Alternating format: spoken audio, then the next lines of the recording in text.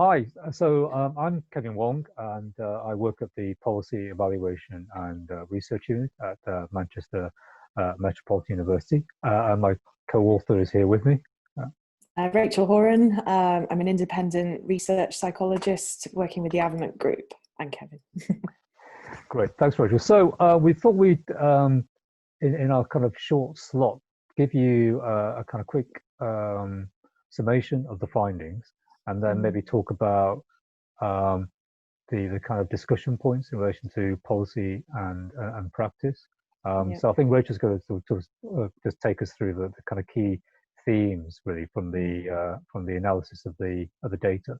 Yeah, I'll keep it snappy because I'm sure everybody's read the detail. But just to summarise, the results of the secondary analysis of data were that in the assessment, when you conduct an assessment, the physical and the social environment is so important. It was really evident from the observations, from the interviews of it's simple things like sitting next to each other with a computer screen between the supervisor and supervisee so that they can both see what's being inputted. Really important. Self-reflection, another really important theme that emerged of the depth of reflection that was demanded, drilling into the issues, that supervisees feel that their contribution is relevant and important. The focus towards strengths as well, as we know very well, is so important both in the assessment process but also in the engagement process, that the supervisee was able to identify it for themselves as well. It wasn't just a tokenistic, tell me what you're good at. It was allowing them to go through a process of formulation almost to come up with their own assessment of themselves and what their strengths were through co-production, through self-reflection, and also disclosure. That the information that was coming out was often quite new information to the supervisors. I think we gave an example in the paper of one chap who said through the assessment process that he'd learnt to read and write in prison fairly recently. And this was news to the supervisor. They had absolutely no idea of the relevance and significance of this recent event. Yeah. And most interestingly was disagreement, which led to more comprehensive assessments and more effective engagements, particularly around risk, particularly around unpicking what risk assessment means and coming to a co-produced agreement, if you like, which was interesting in itself. And we talk about that in our other paper around a co-produced risk assessment. But the disagreement managed to produce a more comprehensive assessment. I think what came out of that was, as I recall, that there was a sort of greater level of honesty that was generated through our disagreement, and they had to find a way to find some level of agreement, which in most cases they did, I think, in terms of the observations that we looked at. Most cases. There was a couple of exceptions, but not many. Yeah, but across the 20 cases, though, I think the majority that disagreement did produce something where they did agree on it, and they had to kind of work towards producing that themselves, I think, between the two of them. So that leads us on, I think, to thinking about the kind of things that we've included in the discussion. I suppose that the highlights there are that we looked at those findings and compared them against three models of effective engagement. So that's the NOMS engaging practitioner model produced by Copsey and Rex in 2013.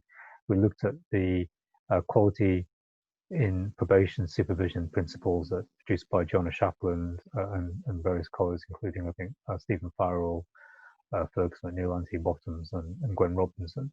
And we also looked at the model of effective engagement produced by Tim Bateman and Neil Hazel.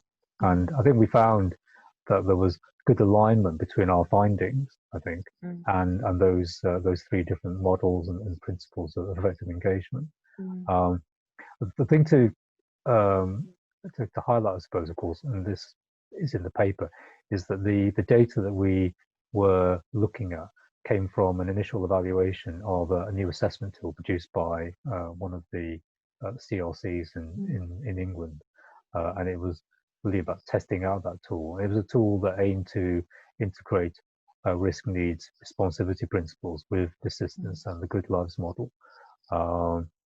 And we do have a couple of other papers that have been previously published in the European Journal of Probation that kind of provide more detail about that.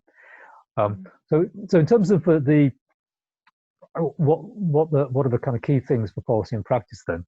The first one is perhaps about the importance of disagreement. I think that's the most striking thing, really, which Definitely. is that the disagreement itself, working through that disagreement, can actually improve engagement, but also provide a more honest reflection about the supervisee circumstances, which generated, a greater perhaps level of trust between the two individuals.